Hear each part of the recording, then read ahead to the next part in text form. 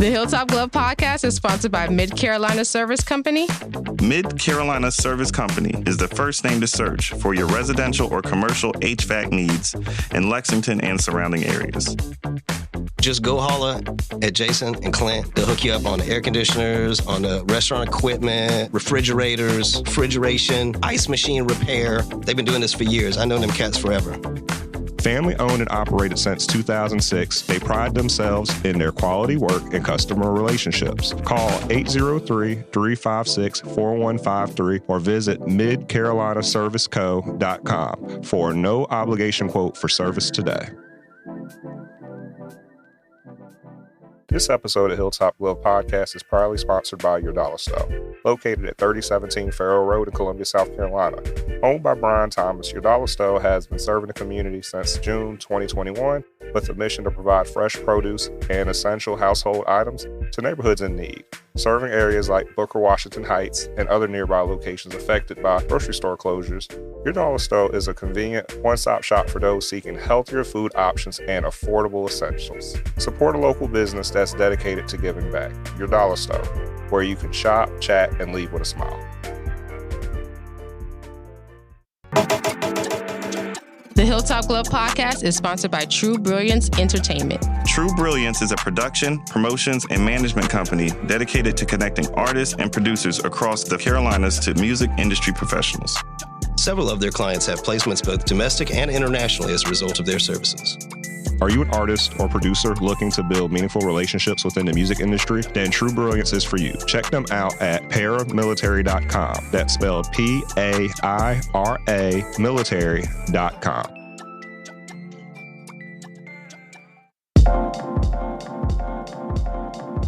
Welcome to the Hilltop Glove Podcast. Welcome to the Hilltop Glove Podcast. Welcome to the Hilltop Glove Podcast. Welcome to the Hilltop Glove Podcast.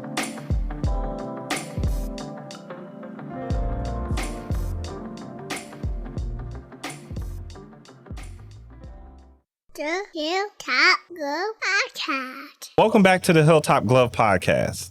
Today, we have the opportunity to speak to Eddie Long, the owner of Genesis, a fair trade coffee shop and shopping center located in Newberry, South Carolina. Eddie and his wife are holistically combating poverty by offering a hand up instead of a hand out through the use of direct trade products. They are passionate about educating others on the current realities of slave labor, human trafficking, and global poverty, as well as the importance of mindful consumption and environmental protection. Genesis is more than just a coffee shop. It's a hub for creativity and community engagement. Genesis also has a community space for art classes, guitar lessons, coding classes, Bible studies, and book clubs, fostering a vibrant and supportive community. Stay tuned while we uncover more ways to become sustainable and make a positive impact. How you doing today? Yeah, I'm doing good. Thanks for having me. Oh, thanks for being Thank here. you for being here. And first of all, before we jump into it, I'm always very honest. Y'all, we was running behind a little bit today. We're at an awesome art gallery here in Newberry, South Carolina, Mr. Robert Matheson's Art Gallery. And 1213 Main Street, Newberry, South Carolina, 29108. Yes, please make sure to stop by here. Come in here and see what art that's going on. Make sure you bring some patronage. Buy some things while you're in here. If you can't afford an art on the wall, that's fine. There's some nice stuff that he has over here for you to buy out of the shelves, T-shirts, stickers, and etc. Different types of memorabilia. But he has been a guest on our show and has reached out to us to allow us to use this beautiful space today. So that's why we're here. There's this beautiful art behind us and etc. This is awesome. And this is one of our first times actually being out of our normal area. Yeah, first time here in Newberry to do this. So. Beautiful community, beautiful Main Street. We're walking up and down it on this Sunday morning, and I will tell you, It's a good vibe. It's a good vibe. I like peaceful it. vibe. I'll be back. I will be back. And it's not far from Columbia, especially for our audience who's in Columbia, or if you may be in Charlotte as well, or in Greenville in the upstate, Spartanburg, even from Charleston, because I've seen people drive all the way up. It is not far. It is literally a 30-minute drive from Columbia. So it's worth the trip. Very worth the trip. Very worth the trip. But as we dive in today, one thing we always like to do with our audience is allow the guests to explain who they are, their background, where they came from, their schooling, upraising, and all this, their upbringing, rather, because we are not barn animals. And did you have... Speak for everybody. Born in a barn? Yeah. Born in a barn, we're not raising you. But could you just tell us a little bit of what your childhood was like and where you grew up? Yeah. I grew up right down the road in Prosperity, so like 15 minutes away. Grew up in a good home, both parents, good grandparents. My granddad was probably a big influence on me. He loved people, and he opened a little store probably 65 years ago in Prosperity, and he would just tell me all the time, like, people, it's about the people. You know. And he was just a fixture in the community. So, I was telling you earlier that my faith story is a big part of my story. Yeah. So I'm gonna jump into that a little bit. I grew up in a Christian home, a Lutheran church, but it was like one of those you go to church every Sunday deals, and that's pretty much it. That was it. Yeah. You know, probably about 9th or 10th grade, I started seeing some inconsistencies in my church people. You know. It'd be like Sunday you're this way, Monday, Tuesday, Wednesday you're a different way. Yeah. There was like just all this hypocrisy. There was some racism in my church. I remember we had a mixed couple that came to my church, and I remember hearing people say they weren't going to come back if they came back. So for me, I was like, this is not real. Yeah. There's no way this is real. Yeah. So I kind of figured like God must be like Santa Claus. He knows who's naughty and nice. Naughty people go to hell. Nice people go to heaven. Yeah. That's probably something that some government or something created somewhere to keep people in check. Yeah. Probably a good thing for most of society. Not for me. I don't need that. Exactly. So I kind of tossed it. Like I said, about 10th grade. Man, you came around quick. I was about to say, how old were you? Yeah. But that's... Wow. Yeah. That you noticed that. You know, I noticed it, and then I started asking questions from people. Like, I started getting logical in my thinking and scientific. Like, okay, if God created everything, how you go back in time before? Who created God? Like, how do you keep going? Yeah. You know? Yeah. And I could not make sense of it. I called myself agnostic, but that's just because I knew the stigma that atheists had.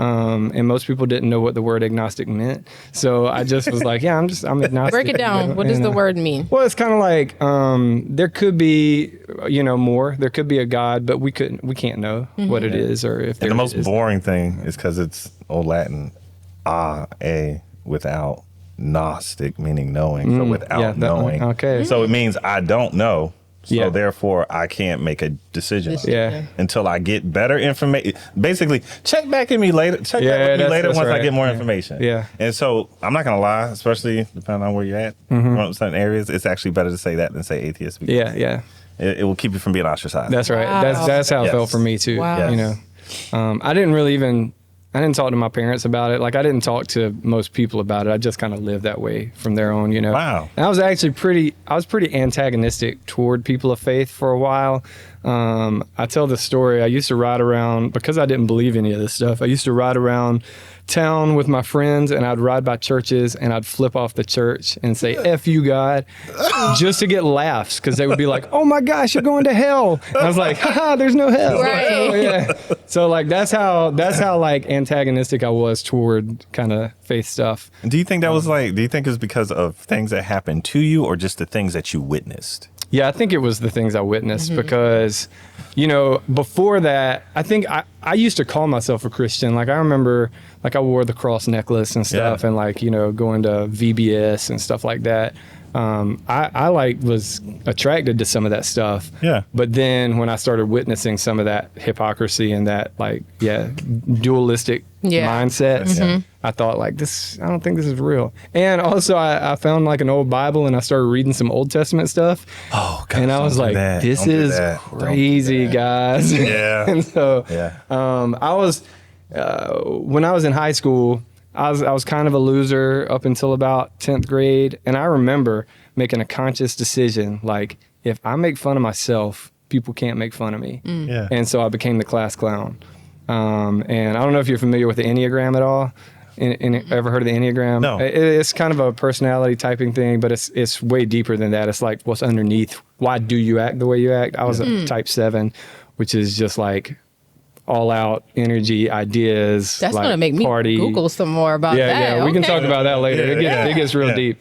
But that I kind of leaned into that to survive high school. And so I was a class clown, just making fun of everything. I didn't take anything serious, did not go deep with stuff at all, So that was kind of me through college. What college did you go to? Yeah. USC. Okay. I went to Piedmont for 2 years, transferred to USC, majored in media arts. Okay. I was telling you earlier, I did a radio show. Yeah. Did a radio show. I want to talk about that. Bro, I would have been canceled immediately. Like, I'm telling you, it happened at the right time in history because I'd be gone if it hadn't. The radio show it started off called the Happy Fun Time Show. Then it turned into Obsessive Compulsive Comedy. My DJ name was Special Ed. Canceled right out of the gate. See? So you were a DJ? I wanted to listen to that show. That's what I want to listen Canceled to. right. Just introduce myself. Canceled. That's how bad it was. Yeah. But I did. It was almost like Chappelle's show for radio. Oh, like okay. it was sketch comedy. I know that was fun. Skits. Skits, all that stuff. So did that in college. It turned it into a podcast. Was on WXRY in Columbia after that. Until fast forward, I meet my wife right down the road here at the Ritz Theater. My friend said, "Hey, you're married in this play, but your wife's hot, but she's a Bible thumper." I was like, not interested, like not interested, know. So I did this play. Her first words to me were, "Hey, I'm your wife. My name's Cindy." That's a full circle movie. I'm not even going to lie. That is full circle.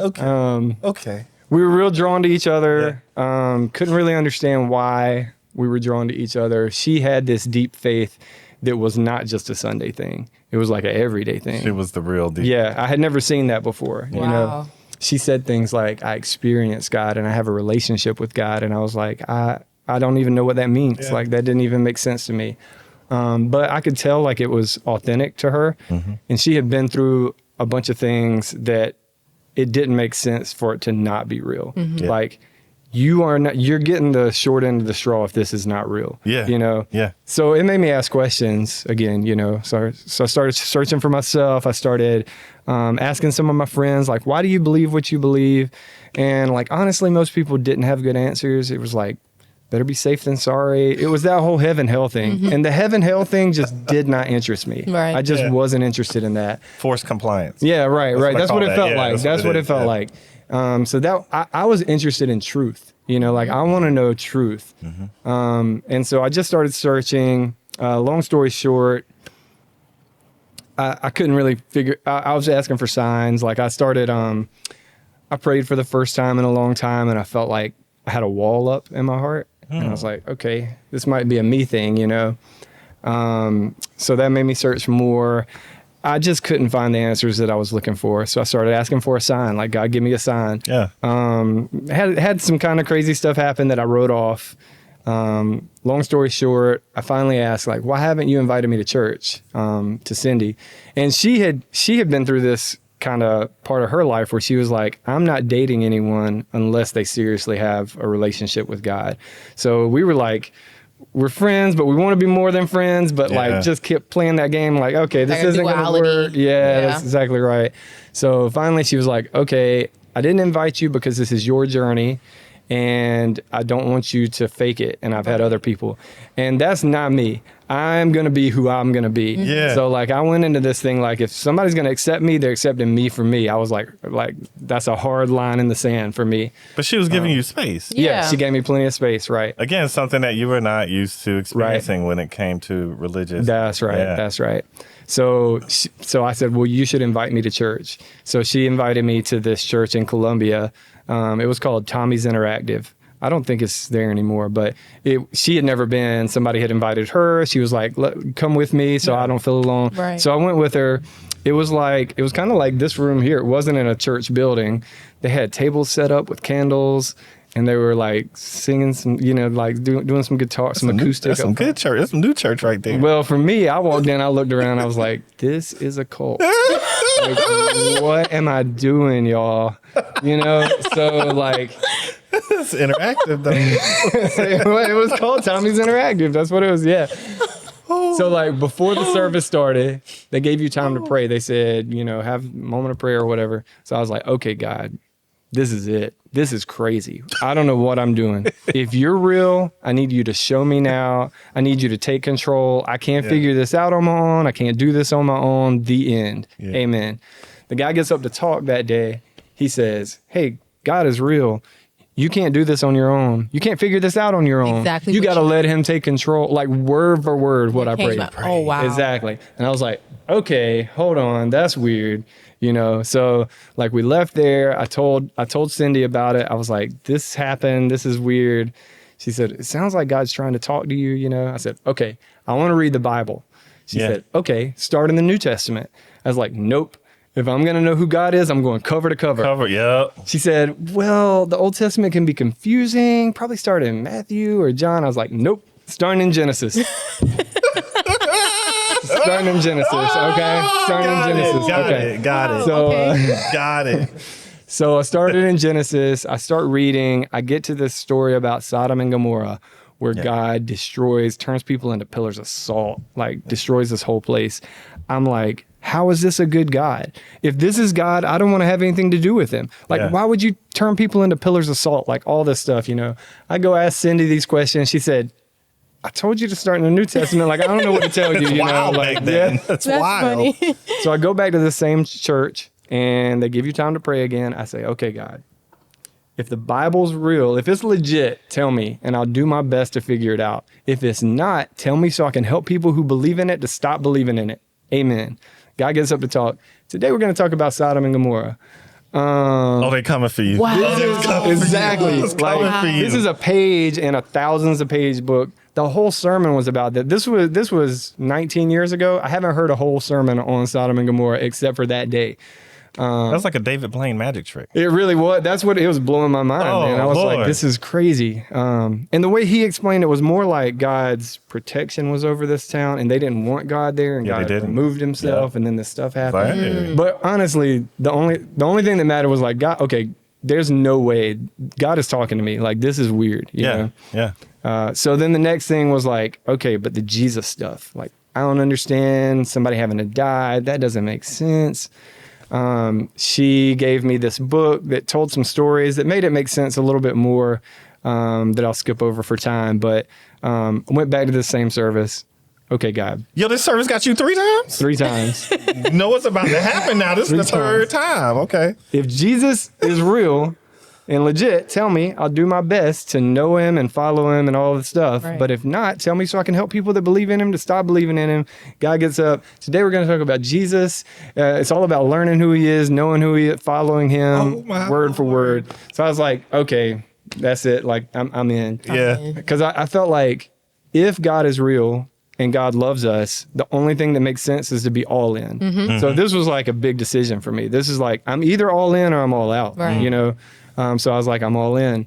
And probably about a week later, I just got full in places I didn't know were empty. Mm-hmm. And then I started looking back at my life, thinking about all the places I was trying to fill that void with. Mm-hmm. Yeah. And I just didn't even realize it, Yeah.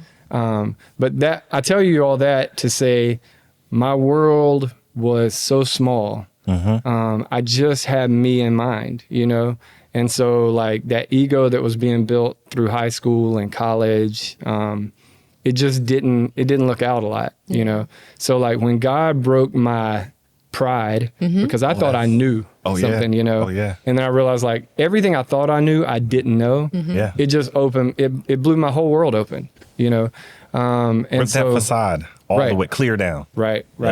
So then that started opening me up to like the needs in the world and the poverty that was in the world and it's just past my bubble, my little American bubble, because when I started reading the teachings of Jesus for myself, I was like, Jesus was on my side. Like he coined the term hypocrite to talk about religious leaders. Yep. So I'm like, wait, I've been saying no to you, but really I've been saying no to them. Yeah. I've been saying what you've been saying, Exactly. Jesus, you know? Fighting beside them without paying attention. Yep, exactly. Yeah. So like that Sermon on the Mount, I was like, man, if we all live like this, Yeah. the world would be what it's supposed to be, you know? Mm-hmm. So then I just started trying to do that with my life. I started trying to look out for the marginalized and the people, you know, who didn't have, and the people who were oppressed, and the people, you know.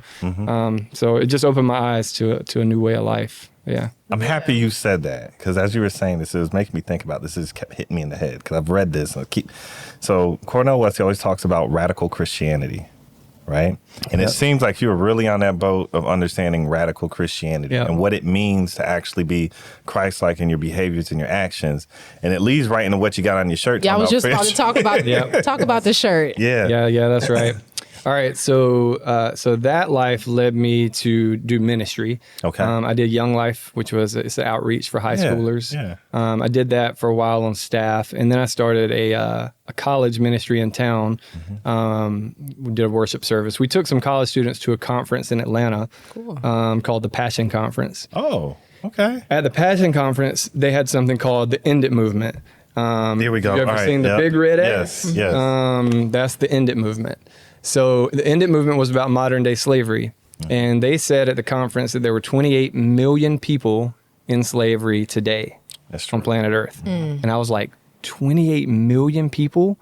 That's actually since been updated. They think it's more like 64 million. Wow. Yeah, real numbers. Yeah. But then we heard stories from people who have been rescued out of slavery. So it wasn't just a number, like it was a person. These are people, Right. you know?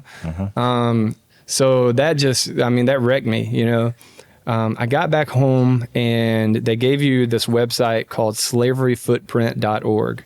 And you can put like things that are in your pantry, things that are in your bathroom, stuff like that. And at the end of it, it said, you own 11 slaves. And I was like, wait, hold on. I just went from being like complicit in a thing to active in the thing, you know? Yeah. And I was like, this is not okay. How is this okay? Long story short, I started doing research, started trying to figure out like, what do I do about this? We started giving to some organizations like International Justice Mission and A21 that helped. You've heard of them? I actually work with them. My wife, she actually works with them and has done some coordination for marches, and I've actually participated in the march for the last 3 years. Yeah. Oh, that's so cool. Yeah, I got my little A21 shirt at home. Yeah, very dope. Because that's as you were talking about it, I was like, he must know about it. Yeah, Okay. yeah. Christine Kane. She's awesome. Yes. Yeah, so we were giving on that end. But for me, I was like, okay, but this is the end product. Yeah. How do you get to the root? Right. Like, where's the problem at, you know?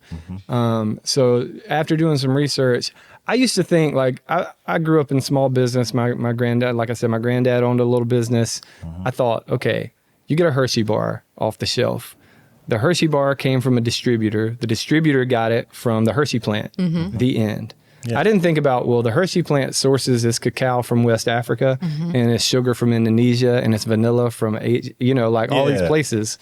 And so come to find out, like most of those places do not have labor laws or justice systems like we do.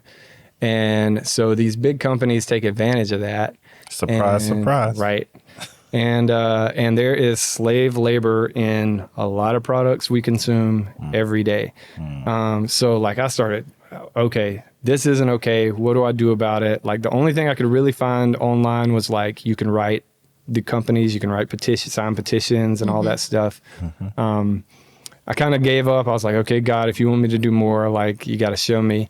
And this was before Facebook knew what you were thinking before you thought it. This is real Facebook. Yeah, this was back. Yeah, this is like Facebook. college Facebook. Right. You know, when it was. Yeah. I got on Facebook to just kind of decompress, and something popped up about fair trade, and I was like, okay, I've heard of fair trade, but I kind of went down the rabbit hole. Yeah. And fair trade is it's a third party organization that goes in and certifies the supply chain to make sure there's no slave labor or child labor, and there's a minimum amount that farmers have to get paid. Even better. So it's even better. Yeah. And not only that, but they have they call it a premium to get the label on your product. You have to pay this premium. Then the farmers democratically elect leaders and decide what to do with that money. So they can reinvest it in their own products, or they can like build schools schools or roads or hospitals in their towns and things like that. So for me, it felt like, oh, this isn't just a way that I can make sure I'm not contributing to slave labor. Yeah. It's helping heal the root cause, which is poverty. Yeah. Right. Because global poverty that's the main issue. That's why people end up in slavery. Yeah. Preach. Say it again. Say it So, one more time. Yes. Global poverty is the reason that I gotta. most of the People slavery need to know exists. that it's because I need money to survive. Yeah. So Right. I will sell my Right. child. I will. It's either I sell my child or all my children die. I sell one or the rest of my children die. Exactly. That's a Wow. hard decision And, to have to make. And it's not just that. Like people get manipulated into that too. Like there's a job for your child, right? Right. It's a good job. It's a great job, You're not safe thinking job, about the and they're just like, well, I got to take the risk. That was one of the stories that was on the Walk of Freedom to listen to as we were walking this year. It was literally a story about somebody being offered a job off-site. Yeah. When they go to that job, they never come home. Nah, they don't come out. Never come yeah. back. Yeah. Can you talk about the type of products that we source that we're not even thinking about as everyday people? Yeah. I'm sorry to say it's pretty much all of them. Like, I was about to say he's about to hurt our feelings. yeah, I with am. this. Yeah, he's about to hurt our but feelings. look, it's a journey. It took me some time. So that's what I did. I started looking at products. I was like, okay, what's obvious, you know? Yeah. So fair trade was primarily started in coffee. Yes. So that was the big place. Like people knew about fair trade coffee, and that's probably the only thing I had heard of was fair trade coffee. But I started this. There was a subscription service that sends you a quarterly box of fair trade products. Okay. So I got exposed to a bunch of different things, but I started in my pantry. I was like, okay, coffee. I'll change my coffee. Chocolate. Chocolate's big This one. is hard. This is hard, y'all. Chocolate it's one of the biggest places. Like it is widely known. The big chocolate companies, Hershey's, Nestle, Mars, M&M's, like all those chocolate bars that we love, Yeah. child labor, slave labor. You know what's so crazy? I went to the Hershey Park amusement park. Yeah. And it was just, I'm just thinking about all the chocolate and it was just everywhere. so And happy. It's just, Yeah. you don't even think about that. That's Yeah. just so sad. Yeah.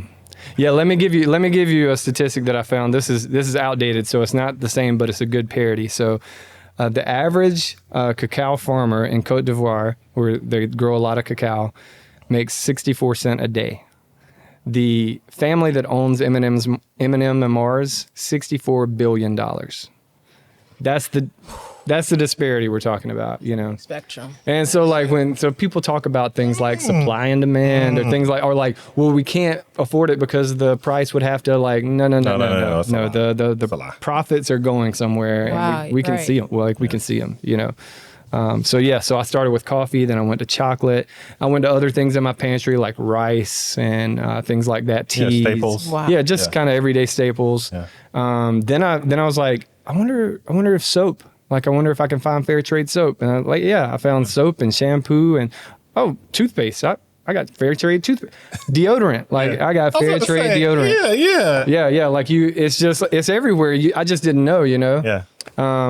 Clothes. Yeah. You know, Fair trade. these are fair trade. And I can imagine cotton. I'm down to my fair trade underwear. Wow. So, like, that's I was about what. to ask. Okay. Yeah. Okay. I'm happy you brought that up. Yeah. So at your store, Yes. beautiful store, beautiful shop. Thank you. Yeah. How do you, so obviously you're doing this investigation, this research, and you're finding these things. First of all, you got to tell us, so how did you open the store? How do you get the process of having a store? And how do you source the products that are in your store? Because literally, he's not lying. He has all these things in his store. You can get yourself your deodorant, your soap, your chocolate, your coffee, tea. You can get bags. You can get earrings. You can get, and you don't have to feel bad about Yeah. any of it. Right. That was the most rewarding part. I don't think I realized the low grade guilt that I had from being a consumer. Like Americans are known as consumers. Yeah. You know, and so I didn't even pick up on it until I started consuming fair trade stuff. And like every time I would eat something, I was like, I feel good about this. Feel better Yeah. about it. Yeah, I just felt good about it. So it's a lot of work sourcing. Like that's what I found. Like you have to do a lot of research. You have to search.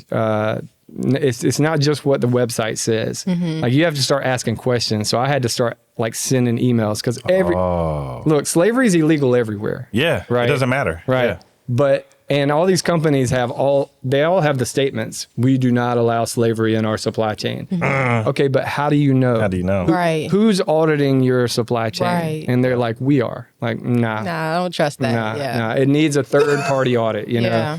Yeah. So yeah, it takes a lot of work, a lot of research. You have to be intentional about it. Yeah, exactly. Because their job, and this is what you were saying earlier, and I just hope people understand this with businesses, their job is to get the cheapest market rate on anything. That's to right. maximize profits so that their board is happy. There is a literal law that states that if they are not doing that, the people at the top of the board, you can actually fire these people. That's right. Like, what's the return on my investment? What's the return on investment? Even if it means we have to do debauchery. Right. In order to achieve it. There's no law that stops them from that. And so, like you said, you have to research it. You have to be diligent, and you have to hold it to the fire, because eventually I feel that we'll get to a place where there'll be so much understanding about it that it won't be profitable anymore for them to do. That's right. And you're seeing it even in places like with a Walmart, right? Yeah. Walmart has even now said, gosh, we got to start sourcing this other stuff because people don't like these other products we sell. So, I'll still sell the slave products, but I'm going to put them next to the non-slave products, and we'll give them an option. Now, if they start buying this other one, we'll start phasing out the slave products because we realize we're making money. That's going on with this DEI stuff. Oh, my Lord. Changing the rules. Yeah. We'll ask you about Later on. that. But back to how you bring the products into your store, because you have awesome products, man. The store looks great, guys. No, you made a good point too, because I think I have to watch myself, because I find myself demonizing these companies and the CEOs and stuff, and it's not really even their fault. It's like the system's just kind of set up this way. Yeah. But and this is what attracted me so much about fair trade, like we have more power than we think. Yes. That's the point. And exactly. Yeah. So if we decide to consume differently, the companies will have to decide to source. They will become moral along with the change in the culture. That's right. Yeah. They have no problem with it. That's good. Because it's a business. I remember I had a she was my AP U.S. history teacher in high school. I'm going to mess her name, Caroline. I'm going to mess her name up, her last name. But she was awesome. One thing she taught me, and this is funny because you're a white male, you're a black female, I'm a black male. And one thing she told me was this, she said, because I used to be like reading my Malcolm X books in school and walking around real tight. I always had my little sweatshirts and my little sweaters on and my slacks. I didn't dress like no regular child at school. I looked like a grown man, real about my business. And she was like, you seem really bothered about the inequalities in the world. She said, I'm going to teach you something really quick so you can learn this. Because she said, this is coming from a white woman. She said, what you got to realize is for a lot of these corporate entities out here and a lot of these folks who are white men in power, she said, if you really want to touch them, she says, violence is not going to work. She said, they don't really care about that too much. That's pocketbook. Say it. That's what she told me. She that pocketbook. Got to hit them in the pocketbook. She said, if you start touching that pocketbook, you will start seeing change. And she said, it will start coming quickly because they'll quickly switch and change their needs to fit the economic goals. She said, you don't have to beat them. You don't have to yell at them. All you got to do is make sure that the money's not flowing to them and it will change. They're worried about the return on their investment. Right, they're worried about the money. I said, oh, that makes sense. She said, yeah, everybody's not racist. She said they're marketed. Yeah, exactly. And I had to think about this. And I was like, everybody isn't racist. They're trying to make money. Yeah. They're actually trying to get resources. And that's what I'm learning this year, specifically from what's happened politically too, is that it's not about me not liking something or actually being against it. Is how does it serve me? How does it bring resources into my community? Yeah. And what's cool about fair trade is you're talking about everybody getting a piece of the resource pie. Yeah, that's right. So talk about how since opening the store, how has the community grown and how they have responded to you? Yeah, that's good. Because when we started dreaming about this place, we thought, like, what if we had a place where we could educate? Because education is key. Yeah. True. That's the problem. The big companies don't have to put made with slave labor on their labels. So like we talk about the market will decide. The market will decide if they had all the information. So if you had made with slave labor, not made with slave labor, I think people would choose the one without the slave labor. But the market can't decide because the market doesn't know. Man, punch that. Punch that in. That's a marker right there. That's a marker. Yep. So mark that. In fact, probably 15, maybe 20 years ago, it came like public knowledge, Nestle, Hershey's, was using slave labor, and there was like a push for some legislation to make them put it on their label. So what Hershey's and Nestle's and all those guys did was they said, we'll get it out of our supply chain. And so they said, okay, well, you have 10 years to do that because they said it's going to take time. You know, they hit the 10-year mark. Hasn't happened. They say, well, give us a 5-year extension. They hit the 5-year, still hasn't happened. They're still like breaking in money. 30%. Which is like you're saying you're admitting it's acceptable to have 70% of my supply as slave labor. You know, whatever. So it's wild. This is wild. Yeah. So anyway, education is key. So we said, like, what if we could educate our community about slave labor, modern day slave labor, and give them a place to do something about it. Right. And so we started dreaming about Genesis. A lot of people told me, like, hey, that sounds like a great idea for a business, but not Newberry. Like, Newberry's not, it's too small. It's not progressive enough. Like, all those kind of things. Like, just maybe Charlotte would be good. You know, stuff like that. Maybe Columbia. I don't know. But they were like, just Newberry probably won't do it. You know. But like, I'm from here. You know your people. Yeah, and I said I want to bring change. You know, and for me, like, money is not like I don't care about money. Right. It's not about making money. If I can eat. That's all. Yeah. So I'm gonna put myself fully into it, and I think that's what it took. You know, so when we opened, I was actually pretty surprised at how fast we were able to kind of grow into like it being sustainable. Like, oh, this is gonna work. You know, the community did come out. We knew there wasn't a lot of coffee culture here either. But there was some people that like cared about coffee, like good coffee. Yeah. Cause that's what we kind of tried to do too. I had some friends that went to the conference with me that they poured themselves into this with me and my wife. They were like, we don't have money, but we have our labor. And so they helped us with the renovations, and they helped, one of them, she's the one that she started learning about coffee. How do you make good coffee and teaching us, you know, and, so I didn't know. I thought like all coffee's coffee. Yeah. You know? I didn't know there's different levels. You know there's different levels. I know there's different levels. But I didn't know that. So we kind of started trying to be specialty coffee. Yeah. And yeah, there were people that noticed that. And even today. Yeah. Even when y'all aren't open, they come in. Right. Yeah. Right. I learned today. He's not lying. They like it. Yeah. Walked right on in. My biggest concern was the price, because I knew that fair trade stuff costs more. Yeah. Like, which is what Nestle literally said this. They said, you guys don't really want us to eliminate the slave labor out of our supply chain because it's going to make our bars go up in price. They literally said that. Are y'all sure you want this? It's going to make the price go up. Come on. Okay. That's messed up. They basically said these people have no morals. They want cheaper bars. Right. So that's what I was worried about. I was like, is somebody going to buy a $4 or $5 chocolate bar? Like in Newberry, I don't know. Like it was just a Walmart culture here. You know? Which we've been conditioned to buy the cheapest. Yeah. You know, because we're told to. Right. To save up as much money and eat as much as you can, and like. So the thing I tell people is like the two questions it's a paradigm shift. Yeah. The two questions you need to ask is what's in this. And where did it come from? Yeah. And we don't ask those questions, you know. And when you change the way you think about that, like when you change a big can of Folgers at Walmart that costs $4, and you're like 3 pounds of coffee for $4. Yeah. How much did a farmer get paid for that? Like, oh, that's different. You know, that's a different way of looking at it. So we just started, and I'll be honest, the education part has been challenging. We had to start learning how to say the right combination of words at the right time. You know, there's trigger words, especially in the South. You know, you say slavery and you automatically get something is going on in here. The War of Northern Aggression. No, listen, I try to put the information in the AI to generate the bio, and it would not. It was like, no. We don't accept these words. And I was like, what? This is the first time AI ever said no. that to me. I was like, okay, whatever. I'm just going to write it myself. You must be on Gemini. Gemini does that. Yeah. Nah, we will not do that. ChatGPT usually, it'll tell you stuff. It'll let you ride. Yeah, it's wild. So yeah, we had to start customizing, like, okay, let's set it up first with the positive stuff, and then we'll get to the slavery realities and, you know, that kind of thing. But community has responded well now. We just continue to grow year after year. We're That's good. About to be year 7. So we saw the growth from your first store. If you could explain how you went from that store to expanding more into the shop and how you got the... Look, everything about the shop has been just like God opening doors for us. I'll tell you a quick story. When we first started thinking about, we didn't have any money. We're like, we don't know what we're doing, you know.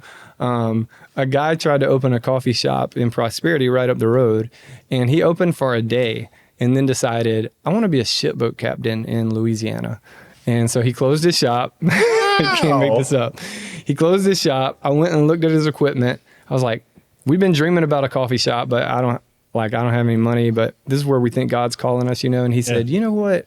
If that's what you think God's calling you to, you can have that espresso machine and those carafes. And so like thousands of dollars worth of equipment. Man. That he did not take with him or resell. Didn't sell it, just gave it to us. So like those are the kind of things, and that just happened over and over again on our journey. And that's exactly you what were obedient. Like, being obedient to what, you know.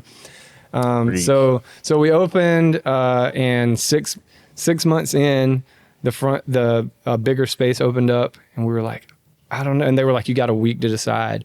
And so it was a leap of faith too. You know, you just had to take a leap of faith. And honestly, I still don't know what I'm doing, guys. But I'm glad you're honest about it, because a lot of people think like being an entrepreneur, you have to have everything figured out. And you're saying that you're walking in fear, but God is leading you and he has you. He's guiding your steps. So I've learned that with just talking to other small business owners too. Nobody knows what they're doing. We don't know what we're doing. We're just doing it. You just have to keep going and try and figure it out and fail and do another thing. We're all Chucky and the Rugrats. Exactly. Yeah. I'm afraid. I'm scared. Have you come across any problems? Like, I want to know, like, any hardship or any milestones where you were just like, we have to pivot?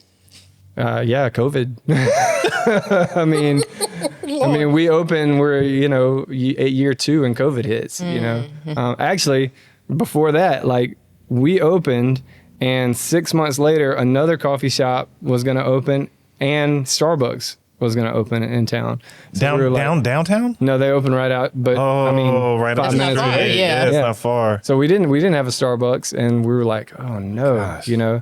But honestly, it didn't really affect our business that much. I think we do something different, you know. I was about to say, what you do is not what you. And here's here's the corporate tricks. Okay, Starbucks, and I'm not gonna I'm not dishing them. They've Starbucks has done a lot of good for coffee culture. Yeah. But am I gonna get sued? I don't know. No, you ain't gonna get sued. You ain't gonna get sued. Bleep out the. Well, here's the thing. As long as it's not defamatory, there's no way that it can sue. Yeah. So Starbucks is the largest fair trade buyer of coffee in the world. Yeah, obviously.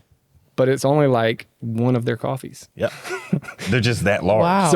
So like you go on their website and it's like, oh, they're fair trade. Nah, they're not. Just they got they got a little sliver of fair trade. They're just so big Boom. that they get to say we're the largest in the world, you know. So statistics lie. Right. So that's another thing that you could, educate people on. Right. Like, you really have to look at every single product and ask those questions. Yeah, you have to ask the question. Okay. Yeah, you have to ask the question. Because a lot of people wouldn't put that together, just thinking about volume being considered when it comes to but your production. And look, we're quick to justify, right? We want to justify our behavior. So like we'll look for those little loopholes to, not just subconsciously. It's not that we're, I'm going to bring this up just to make the conversation difficult and tough.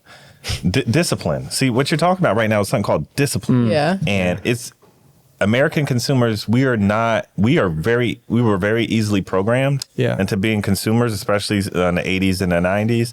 But the discipline of getting ourselves out of that consumer ideology and into a consumer ideology where we're thinking about what we're buying before we jump into it is going to be very hard to do. Yeah. But it's possible. And when you have that discipline, I think that's what you're talking about. Like, when you're now consuming things, you're like, oh, it feels good to consume this because I know I haven't harmed anybody, actually made sure to pay somebody a fair wage for what they're doing, what they're producing. Yeah. I can actually go out and tell other people to get this without knowing it's not going to harm them. And what's really cool about fair trade stuff, and I know we're moving with the community stuff, but with the fair trade things, it allows you to think about how to positively affect change in your own community too. You start thinking about, okay, so when I go out to buy fruits and vegetables, am I buying stuff that's local? Right. And this is where it comes into using the selfishness for good. Not feeling convicted. Yeah, man. Like, hey, man, is this local South Carolina grown? Right. Am I making sure that a farmer down here is getting something from it as well? Because now I understand this. I don't need all my stuff to come from an agricultural corporation in the middle of Nebraska. Yeah, that's right. Yeah. Well, like, we source our milk. Our milk is local milk. We don't go from the big milk. Right. So now I have to drive 45 minutes one way to get it and 45 minutes back, and I pay $5 a gallon, which is a lot more than You pick your own milk up? I go pick it up because you can't. All the dairy. South Carolina used to be a huge dairy. Yeah, this is what I'm confused Local about. dairies, but now they all got bought up. All the small ones closed down, and so we used to get it from right here in town. The guy would deliver it to us right now. Yeah. And then after COVID, and like he had a part go down on a machine, he's like, it's just not, I can't afford it anymore. I'd have to charge $8 a gallon, or something like that. So I'm like, okay, you say you would have to charge that much a gallon to stay in business, and yet I can go get it for $3.50 at Walmart. So then somebody's losing out. Someone's losing out. Someone's hurting from that, So yeah. You will drive a further distance to go get that, bring that to cut the cost. That goes back to that discipline, though. Yep. Yeah. Discipline. Yeah. Being disciplined. Yeah. That's how you do it. And that's one of the obstacles. Like, just everything costs more for us. So our profits are less than a big corporation, like that. So it's taking more time to. But you see the bigger picture, so know it's serving a higher purpose. It's worth it. Yeah. You're sleeping good at night. That's right. That makes me your think, soul's where it needs to be at. Yeah. All week I was trying not to eat this little Hershey Kiss. And listen, I just kept seeing it, and I was like, my body's saying I want chocolate, but something's telling me don't eat that Hershey Kiss, and I don't know why. Come Sunday, here we are talking about fair trade. I'm like, mind blown. Yeah. Thank you, God. Yep. Yeah. There it is. Keep me on point. There it is. I think that's one thing that we all deal with, difficulties, especially as becoming an adult. And with our show being focused around millennials, trying to figure out how to adult, specifically, like, we're dealing with people who use creativity to create entrepreneurship. The one thing that is really hard, especially for a lot of creatives and people who are creative in their mind, is discipline. Because your mind is not geared to work that way. No. Yeah. And so for a lot of the folks who listen to our show, they're trying to figure out ways of, hey, how can I be more successful at adulting? Like doing the boring things that make the ship move, right? And so it's interesting to hear what you're telling us today and how this has affected you and your business, because for a lot of us, you would think, or a lot of us people, they would think, all right, my job is to make the most money, to be the biggest, baddest, have all the success right around, be, seen everywhere, all this money and stuff. And in my mind, I'm like, no, I want to be comfortable. I want to be healthy. I want to participate well in my community. Yeah. I don't need to have it all. Right. It's not necessary. Yeah, it's not necessary. That's right. And do you think that's a mindset that would be, and this is something, do you think that's something that we're literally fighting to reprogram into? I do. I think we're shifting there. I think that's why so many fast food places are having a hard time hiring people, getting people to work for them, Good point. Because I think people are just realizing, and I mean, I see that in my business, like, I get a list of people trying to apply for jobs. They want to work here. Wow. And I think it's because they're like, I will sacrifice. I can't pay that well yet. Yeah. But they're like, I will sacrifice money for a healthy work environment. Yep. And I think we're moving that direction. And that's good. So which means they'll have to change. They're going to have to change. Look, breaking the chains. Yeah. Breaking the chains. Breaking the chains. You're right. Yeah. You're right. So going back to community, what are some ways that people can invest into the community more to make it more sustainable? And I think those questions that I talked about, like where is this from and what's in it, the less ingredients, the better, and the where is really important. So like, we don't eat seasonally anymore, and we can get it anytime, and it's got all this pesticides, all the stuff. So local farmers, sourcing local where you can, and then fair trade where you can't. That's kind of the model, I think.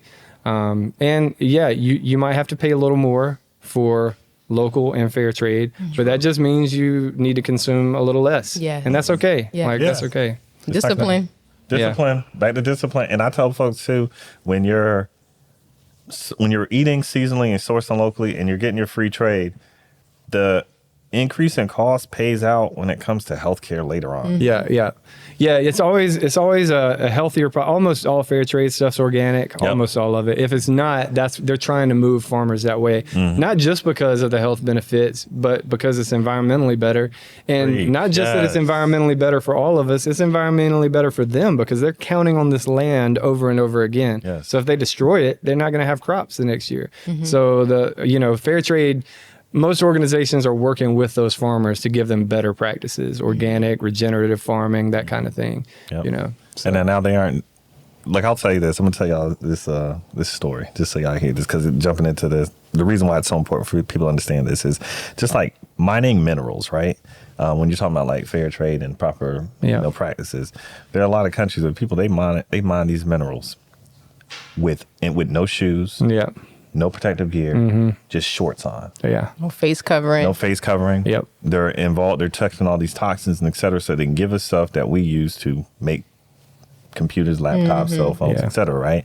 And when they go in to change the practices and they explain it to people what it is they were put these people mind, they realize, so I've just been out here exposing myself to toxins. For yes, and like I know you didn't know this. So then they go in and they try to treat these people for help, because these health conditions are now going to pop up 20, 30 years later. You're going to see cancer. You're going to see different things pop up. But the good thing is this, it is now known. They can change these practices, but we're talking 20 years ago, they weren't doing any stuff. They were just doing these things up. But we're also talking about, like I said, Hershey's and Nestle and those guys knew 25 years ago. Yeah, and they still continue. And they've still continued to do that. So, like just it's gonna brush take, it under the rug. So it takes us. Keep making noise. You got to keep making noise. You know. Let's talk about that, making noise. How would you send an email or a letter to a company addressing these issues? Yeah, I do this all the time because, like I said, it's a lot of work. I do a lot of research for all of our products that we carry. And sometimes you'll get a product that used to have the fair trade certificate and now they don't anymore. And so then I'll email a company like, hey, what's up? It looks like you took the label off. A lot of times that company will be like, yeah, it's because we didn't want to pay. We still source from the same place and pay the same wages, but we didn't want to pay that extra premium because we're doing our own thing in that community. That. Yeah. Okay. Yeah. So like, they used to use that premium for schools. We already had a school program, and so we just thought. And I usually say like that. If it's a smaller company, I could trust that. Yeah, you get it. If it's a bigger company, I don't trust that. I'm sorry, I just don't like the larger. You have profit money. Exactly. Yeah. Exactly. Yeah. But I do tell them, I'm like, the label's important because it helps communicate trust to consumers. Consistent. But yeah, that's right. But yeah, I usually write a company and I say like, hey, I saw that you have these labor practices that you support on your website. Can you tell me about how that's audited? Do you have a third party that looks into your supply chain? Or can you tell me how we know that your supply chain is ethical, or, that kind of thing? And sometimes you'll get well thought out answers, and other times you'll get like, nobody's ever asked that before, and they don't even know how to answer it, Wow. So I try to start conversations. I try to not be judgmental toward the company or antagonistic.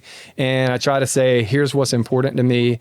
And I try to use my leverage. Like, I own a business. I want to use your products in my business, but I can't unless I'm sure that this is, ethically sourced. So. And where are you sending the email to? Just so Yeah, I'll just go on a website and I'll find the contact us type place. Yeah. Okay. Awesome. Yeah. I know folks like to ask that. That does make sense. What kind of advice would you give someone interested in starting their own business in a rural area? Yeah, you just got to start somewhere. So me and my wife kind of balance each other out. I'm the kind of guy that just jumps and just like, let's just do it. Let's just try it. Let's, Right. And she's like, yeah, but have you thought about this and that and this, Yeah. So what she told me was, she said, you need to just start putting some of this on paper. Yeah. And I was like, okay. And I really was just like, I'm just going to check off your boxes for you, Yeah, make sure you're happy. Right. But it was really helpful. I just started putting stuff on paper. I just started writing down like, okay, how much would rent cost? How much would equipment cost? Where would I get equipment from? Where would I source this from? Like my products. And yeah. I was say that. Download. I'm downloading. Yeah, downloading. So you just got to start. Start somewhere. You start putting it on paper. I also say like relational capital was the biggest thing for me. Yeah. I didn't have a lot of money, but I had a lot of friends. Social capital. So so I just started and ask other business owners. I started asking questions. I just people even that I didn't even know well. I'd be like, hey, can I sit down and talk to you about your business and how you? It's like the hardest thing to do. Yeah. But it's so. But it was worth it. It was good. We got a lot of. It was a lot of shaping that happened in that time, Then once we opened, then you just got to take the leap. Yeah. Like you don't you're not gonna know until you do it. Yeah. How was your first day opening? How was your first, like, your opening day? How did it? Oh man, it was wild. I mean, so many people came out. It was so much bigger and better than I ever thought it would be. You know, it was amazing. Overwhelming or right where it needed to be? A little bit of both, yeah. A little overwhelming, but like I just knew. I was like, oh, we're doing what we're supposed to do. This is where I'm at. Yeah, calling. But you're right about the downloading part too. Like prayer is like, thank you. Knowing that you're like doing what you're called to do is, I mean, that's everything. Yeah. You know, it doesn't. I'll say this too. Just because God calls you to something doesn't mean that thing's going to be successful. Yep. Like God doesn't always call you to things for them to just grow and blow up and be huge. You know, sometimes it's going to fail. Yeah. And then a lot of people usually they question like, maybe I didn't hear from God, or like maybe this wasn't right, or why did you do this to me, God? You know, but I think you learn. Like we learn in the failures more than we do in the successes a lot of times. And so like, the only thing for me, the only thing that matters is that I'm doing what I'm called to do. Yeah. All the rest that's up to God. Like he'll handle that. Yeah. Right. I mean, I don't have to worry about shoulders. You should always be focused on the journey. Yep, that's right. Don't miss along the way. To you, it's happening for you. Hands open. There you go. This. That's don't grab onto the rope. Just you let it go, and you know. And that's a pride thing too. A lot of people have pride and ego, and they don't realize how big it is until you actually have to do something that God is asking you to do. That you're like, I don't know about that. Yeah. Like that's not your job. It's not your job. Just act according. Yeah. Man, I will say this, man. You're very impressive. Yes. Very impressive. I enjoyed today. Very impressive. I did. I really enjoyed our conversation. I did too. I enjoyed your hospitality. The coffee. Your patience. Yes, seriously. Y'all, really great, really good espresso. Beans are good. Cold brews off the point. I'm telling you, I didn't have the What did I have? The blueberry. Yeah, blonde blueberry basil. It's a nitro. Yeah. Ooh, that was really amazing, guys. Get that. And if I was eating my chocolate, I would have gotten me some chocolate. It would be good today because I had strong coffee. So I'm not going to do any chocolate today. But man, I'm just saying the energy that you're giving out, just like being around you, hanging out with you for a while, and we had Savannah running around and crazy stuff in the store.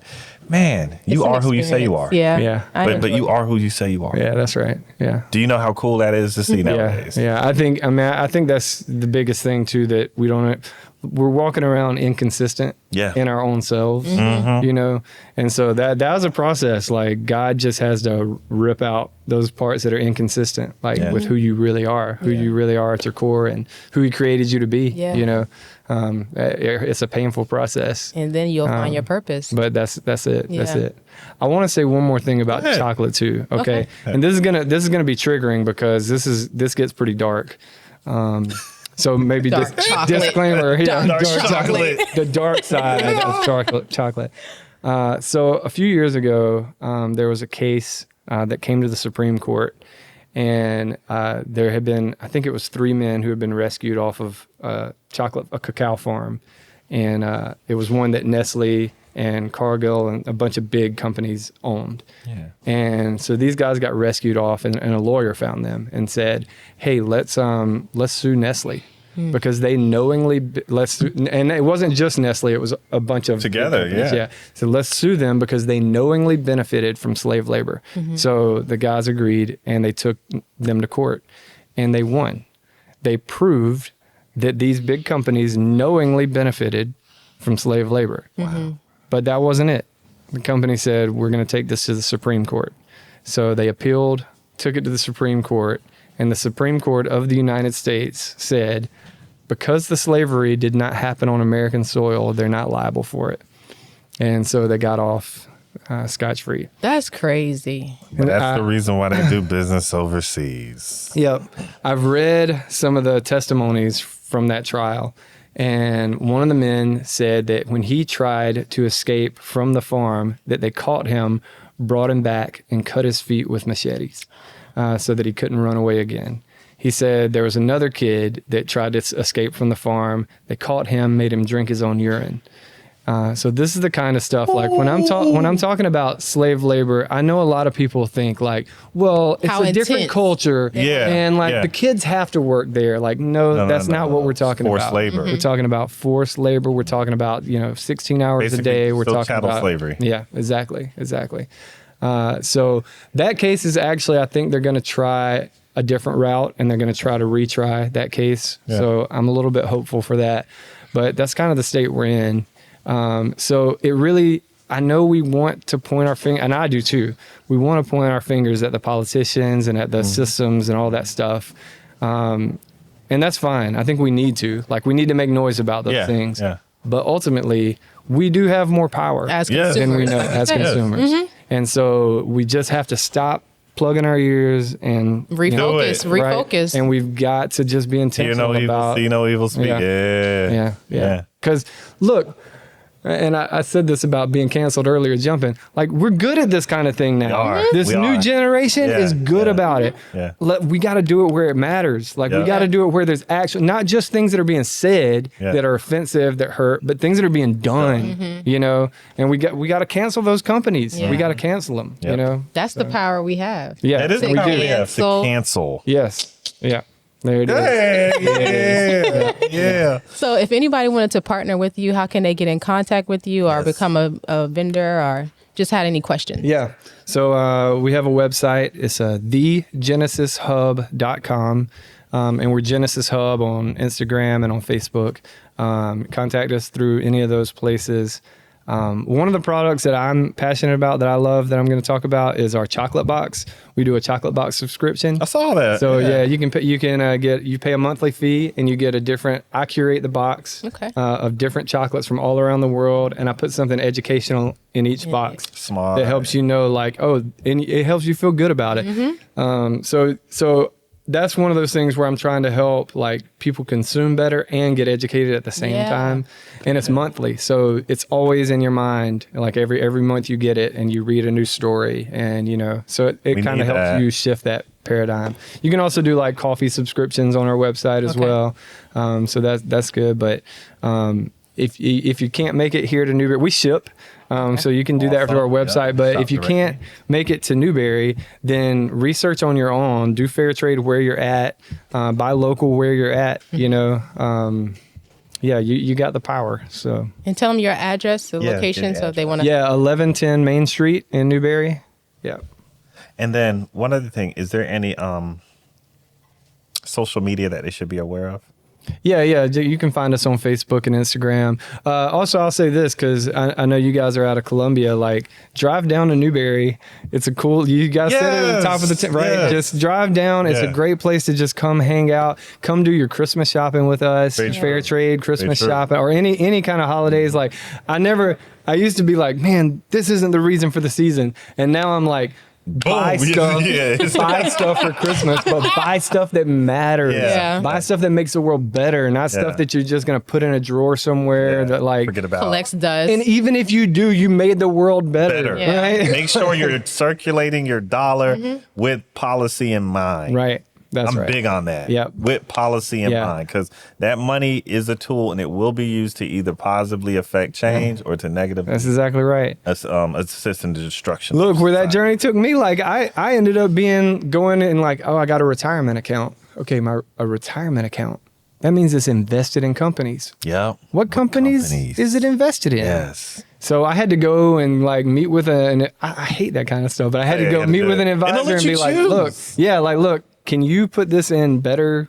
Like, I don't want to be invested in these companies that are destroying the world. Do you know they have direct portfolios for that? That's right. And you know what they say? They say socially responsible. They have it, and they say, well, no one asked it, so we're going to put your money there. That's right. And they could literally force money into those stocks, and it would literally cause shifts in the economy positively. So we have so much power. Yeah. We could put, especially as millennials, we put all our money into now you don't get quite as much return on those usually. But it's like it's worth it. It's worth it. Especially if you start early. And what will happen, I tell folks, is you can always have stuff, sitting in regular normal stuff like bonds and stuff like that. But to get a little bit of money flowing there matters. It matters tremendously. Yeah. And you do the best you can, because honestly, even those socially responsible companies, if they're on the market, you said it. Yep. They're legally obligated to be the So a lot of the companies we work with, they're not traded on so that they can be free to do what and some of them are employee owned and that kind of thing. That's why sometimes you don't want to have publicly available stock options. Right. My mind has been blown this episode.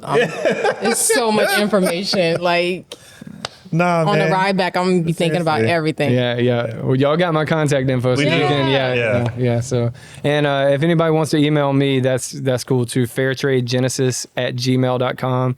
I love answering questions. Like, I'm passionate about this stuff. So I love answering. If I can point you in a direction, like if you're like, yeah, but I love Butterfingers. Like, is there a fair trade butter? I'll point you. There is. Yeah. Yes, I can help you. I'll help you find it. So thank you. We greatly appreciate it. We always love to have good discussions like this on our podcast. And just so people know, just putting back out again, Genesis Hub Coffee Shop, all fair trade products, consume and create with a purpose. Monday through Friday, hours 7 a.m. to 7 p.m. Saturday from 8 a.m. to 6 p.m. Closed on Sundays, unless it's the first or the third Sunday. You got it, man. Weird spot. Yeah, you nailed it. 1110 Main Street, Newberry, South Carolina. This is what we do. Yeah. We love to shout our folks out. Yeah. And then also Robert Matheson's art studio. It's 1213 Main Street, Newberry, South Carolina. Literally right up the block from Genesis. So you can come here and then step down the street. And also on the corner, there's this cool little store. There's a gentleman you were speaking to that was coming out the store. We were coming down a little general store. You shout out the general store? Yeah. There's Figaro Market there. Yeah. Cool little and they're open a lot too. Yeah. So, and then we got Newberry Art Center on the corner right over here. This little spot is so dope. Y'all gotta come Layla's Place right up the road. See? Like local Shout out the local and stuff. Oh, we missed them. We'll catch them next time. Yeah. We'll ride up here and get that done. But I like donuts, just so y'all know. It's big boy. They got some good fritters. You gotta have a blueberry fritter from Layla's Place. Fresh. Yeah. Y'all about to mess me up. All right, so without further delay, we're gonna wrap up for the Hilltop Glove podcast. I always like to tell people before we go, this is DJ and what? Tamaya. And our esteemed guest, Eddie Long. Thank you guys for having me. Thank you for being with us. Yeah. Until the next time, make sure you tell somebody next to them that you love them, that you appreciate them, because love is free. Till next time, peace from the Hilltop Glove podcast. Matter of fact, after this one, y'all see us soon. We'll have a little wrap up of the season. We had a great season. This was a good season. We appreciate it. Yeah, this is a good place to end the season on. So until the next time, in the meantime, everybody be easy out there. Peace. Bye. The Hilltop Glove Podcast.